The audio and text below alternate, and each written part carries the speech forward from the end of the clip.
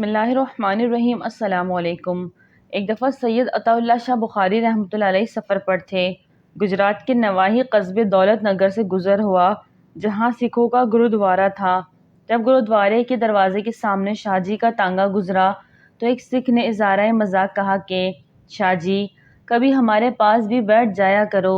جب تانگا رکا اور شاہ جی نیچے اترے تو گرودوارے میں مشغول عبادت سکھ باہر آ گئے۔ انہوں نے شاہ جی کو خوش آمدید کہا۔ شاہ جی نے سکھوں کو کہا، اگر آپ اجازت دو تو میں آپ کو گرودوارے میں قرآن پڑھوں۔ انہوں نے فوراً اجازت دے دی۔ شاہ جی نے گرودوارے میں داخل ہو کر جب قرآن پاک کی سورۃ طٰہٰ کی تلاوت اپنے مخصوص انداز میں شروع کی تو سکھ تڑپنے لگے، یہاں تک کہ وہ سکھ بلند آواز میں کلمہ پڑھتے ہوئے مسلمان ہو گئے۔ ان کا رہنما شاہ جی کے سامنے ہاتھ جوڑ کر کھڑا ہو گیا اور کہنے لگا، شاہ جی اب بس کر دیں، ایسا نہ ہو کہ ہمارے یہ سارے سکھ مسلمان ہو جائیں۔ اکابرین اور بزرگوں سے بھی یہی سنا ہے کہ شاہ جی جب قرآن پاک پڑھتے تھے تو ایسا لگتا تھا کہ آسمانوں کی بلندیوں سے قرآن اتر رہا ہے۔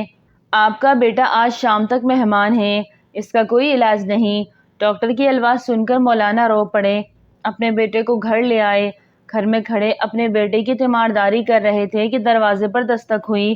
مولانا دروازے پر گئے، باہر ایک بوڑھے شخص کو کھڑا پایا۔ حضرت نے سلام و دعا کے بعد پوچھا، بابا جی خیریت سے آئے ہو؟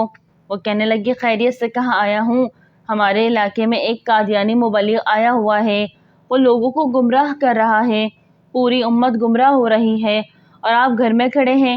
مولانا نے جیسے ہی یہ بات سنی آپ کی آنکھوں سے آنسو بہنے لگے۔ بیوی سے فرمایا، بیوی میرا بیگ کہاں ہے؟ بیوی نے بیگ اٹھا کر دیا اور آپ بیگ ہاتھ میں پکڑے گھر سے روانہ ہونے لگے۔ بیوی نے دامن پکڑ لیا اور کہنے لگے، مولانا آخری لمحات میں اپنے نوجوان بیٹے کو اس حالت میں چھوڑ کر جا رہے ہیں؟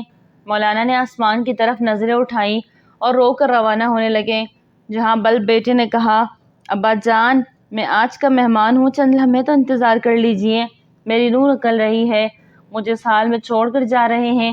مولانا نے اپنے نوجوان بیٹے کو بوسہ دیا، رونے لگے اور فرمایا، اے بیٹے بات یہ ہے کہ میں محمد صلی اللہ علیہ وسلم کے دین کی خاطر جا رہا ہوں، کل قیامت کے دن حوض کوثر پر ہماری تمہاری ملاقات ہو جائے گی۔ یہ فرمایا اور گھر سے روانہ ہو گئے۔ اڈے پر پہنچے، ابھی بس میں بیٹھے ہی تھے کہ چند لوگ دوڑے آئے اور کہنے لگے، مولانا آپ کا بیٹا فوت ہو چکا ہے، اس کا جنازہ پڑھاتے جائیں۔ مولانا نے آسمان کی طرف نظریں اٹھائی اور رو کر فرمانے لگے، جنازہ پڑھانا فرض کفایہ ہے اور امت محمدیوں کو گمراہی سے بچانا فرض عین ہے، فرض عین کو چھوڑ کر فرض کفایہ کی طرف نہیں جا سکتا۔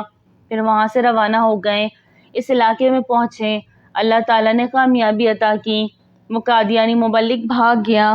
مولانا 3 دن بعد گھر واپس پہنچے، بیوی قدموں میں گر گئی اور رو کر کہنے لگی، مولانا جب آپ جا رہے تھے تو بیٹا آپ کی راہ تکتا رہا اور کہتا رہا، جب ابا جان واپس آئیں تو انہیں میرا سلام عرض کر دینا۔ مولانا نے جب یہ سنا تو فوراً اپنے بیٹے کی قبر پر گئے اور دعا مانگنے لگے، اے اللہ ختم نبوت کے وسیلے سے میرے بیٹے کی قبر کو جنت کا باغ بنا دے۔ مولانا دعا مانگ کر گھر واپس آئے تو رات بیٹے کو خواب میں دیکھا۔ بیٹے نے اپنے ابا سے ملاقات کی اور کہا کہ محمد صلی اللہ علیہ وسلم کے رب کی قسم، ختم نبوت کے وسیلے سے اللہ تعالیٰ نے میری قبر کو جنت کا باغ بنا دیا۔ ختم نبوت کے اس مجاہد کو دنیا حضرت مولانا غلام غوث ہزاروی رحمۃ اللہ علیہ کے نام سے جانتی ہے۔ ایسے تھے ہمارے اکابر جنہوں نے ناموس رسالت کی خاطر اپنا سب کچھ قربان کر دیا۔ اے اللہ تو ہم سب کو آپ صلی اللہ علیہ وسلم کے رسالت پر اور اپنے ایک ہونے پر ایمان پر قائل رکھ، آمین۔ اللہ ہم سب کی ایمان کی حفاظت کر۔ اگر ویڈیو اچھی لگے تو لائک کریں، چینل کو سبسکرائب کریں اور دعا میں یاد رکھیں۔ السلام علیکم۔